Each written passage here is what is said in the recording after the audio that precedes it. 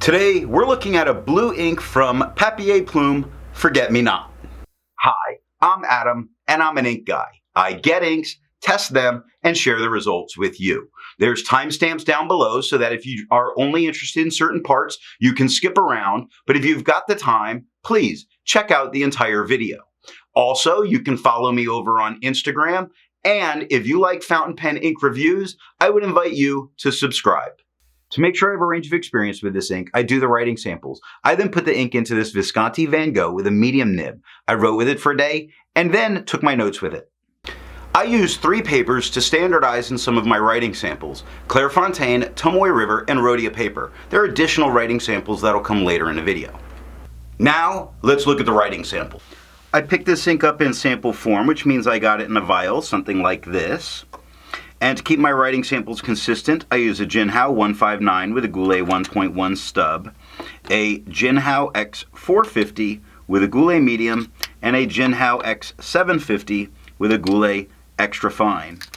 Let's take a look at the Clairfontaine. No bleeding, no ghosting. That spot coming through, that's the scrubby. It doesn't count. The 1.1 has no feather spread, halo sheen, and it does offer some shading. Like in F, we see some darker spots. The A in Papier is a little bit darker than the P's around it. The E in Plume is a little bit darker. The whole Forget goes from darker to lighter to darker to lighter to darker. Very nice.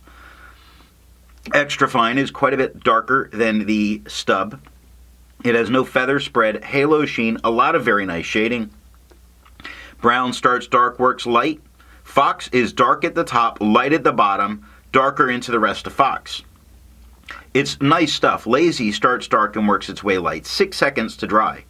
Medium is lighter than the extra fine, nowhere near as light as the stub. It has no feather spread, halo sheen, and this is some of the nicer shading we get here. Quick starts dark, gets light and gets dark. Brown starts dark, gets light, gets dark. Fox, dark to light to dark. Beautiful, and 9 seconds to dry. Scrubby for both shows plenty of color variation, and we are getting plenty of color variation. Tomoe River, no bleeding, not as bad Tomoe River ghosting, less ghosting than normal. The 1.1 has no feather spread, halo sheen, and it does offer a couple dark spots. The E in Plume is slightly darker, the PL is darker than the UM, but that's about what we get in the stub. The extra fine is darker than the stub with no feather spread, halo sheen, and no shade, 9 seconds to dry. Medium is darker than the extra fine, with no feather spread, halo sheen, or shade, 17 seconds to dry. Scrubby for both show us no color variation, and we didn't get any color variation. Rhodia, no bleeding and no ghosting. The 1.1 has no feather spread, halo sheen, or shade. The extra fine is darker than the stub, with no feather spread, halo sheen, or shade, 6 seconds to dry. Medium is darker than the extra fine, with no feather spread, halo sheen, and no shade, 8 seconds to dry. Now, the scrubby for both show us a lot of color variation, far left to far right, but it's really not coming through a lot in the writing sample. It just means that it is possible for it to be there. I agree with Vita that there's a lot to be learned by doing multiple chromatographies. The one on the left is done the way it's supposed to be done. I put a line of ink down and immediately put it in the water for 10 to 15 seconds, and we see a very light purple on the bottom that's pushing its way up, and then we get the blue across the top. So this is a couple of inks here. Now on the very, very top, if you look at the whole, just a thin line of it, you see a little bit of a teal or turquoise color up there. So there's 3 different colors making this. The one on the right, I let dry for 10 minutes before I dunk it into water. And that purple line does look a little more dark in there, but not too much else. It pushes its way up. We really don't see the blue coming through that we did see in the first chromatography, which makes me feel that this is only 2 colors making this, and the blue that was experienced was more a mixture of that purple and teal that we see at the top again. Now that teal pushed all the way up and is just at the very top. Resistance tests are done to see how well this ink can be expected to perform on the page, and more importantly, how hard it might be to clean from your pen. I let the smear dry for 3 days before testing it. Looking at the highlighter, it handles itself fantastic. I would absolutely use this in a note-taking situation. I didn't see any kind of problem here, which surprised me quite a bit after the chromatography. Water is completely reactivating and lifting it off the page. It just hadn't gotten there yet with only 30 seconds, and I only needed water to get this out of my pen. Now, Pen Flush does everything that water does and nothing more, because water is all that you need, but it's there, it's tested. It does in the paper seem to be moving a little bit faster with only 30 seconds than the water did. While we don't need it, the 1/3 bleach solution does completely remove it from the paper, but again, we don't need it. I test viscosity or flow with a tilt test that I'll link down below in a description or in a card. Now, for the inks I've tested, I have found an average viscosity of 2.5, with the realm of normal being from 2.1 to 2.9. Papier Plume's Forget-Me-Not has a viscosity of 1.24, making this an insanely wet ink. It's getting close to that water line. For the inks I've tested, I have found an average dry time of 17 seconds, with the realm of normal being from 13 to 21 seconds. I find this by using my writing samples that were done on Clairfontaine, Tomoe River, and Rhodia paper.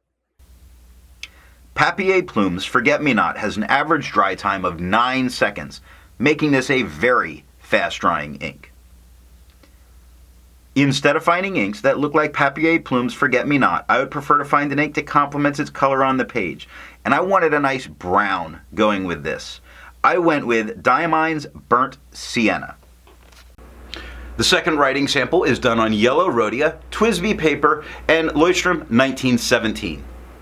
Here we're looking at it on yellow Rhodia to see what kind of tone change we go through for having it on yellow paper. Now when we look at the stub, we definitely see that blue becoming green. Yellow and blue makes green, and that's exactly what we're getting here.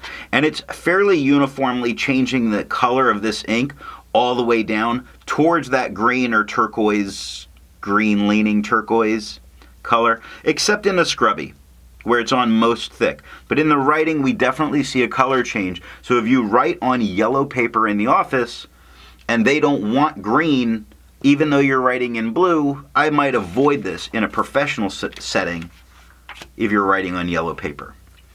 TWSBI notebooks. No bleeding, no ghosting. The 1.1 has no feather spread, halo sheen, and no shade.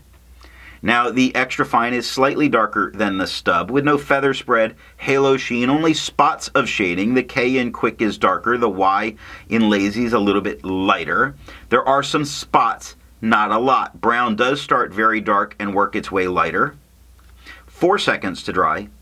Medium is about the same tone as the extra fine, with no feather spread, halo sheen, and the same types of shading spots that we saw with the extra fine. It's not a ton, but they are there. The K in quick is darker, the B in brown is darker, and then it gets lighter. So it is there, just not a ton of it. 6 seconds to dry. The scrubby for both do show us plenty of color variation, and we only got some, but that's because this is a little bit more absorbent a paper. How about Leuchtturm 1917 notebooks? No bleeding, no ghosting.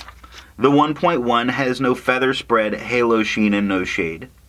The extra fine is a little darker than the stub with no feather spread, halo sheen. Spots of shading occur, like the K in quick is a little bit darker. The word the is darker than the word over or brown. It's there. It's more consistent in a word. There's not a lot of change within the writing itself, but from one word to the next, there can be some changes. 4 seconds to dry. Medium is darker than the extra fine, with no feather spread, halo sheen, and no real shading showing up. 7 seconds to dry. The scrubby of the extra fine, far left to far right, shows plenty of color variation. We do get some. The medium shows a little bit of color variation, and I really didn't see any, and that is all that I have for the writing samples. So what do I think of Papier Plume's Forget-Me-Not? It's a blue ink. It's not a standout amazing blue ink. It's just a lighter blue. It's forgetful in that kind of way. Now, it's not badly behaved. It's a well-behaved ink. It does perfectly fine. It just drowns in the ocean of blue inks to choose from. Sorry. So what pen and nib should you use to get the best writing experience? I found that a wet broad put the nicest tone down that this ink can give. Now, it's not a blue for me, so you kind of have to make your choices based on that. It's still a pale blue even when you use a broad wet pen. If you've enjoyed this video and made it this far, I'd appreciate a thumbs up. And if you didn't like it, give me a thumbs down and tell me why. Thanks for watching.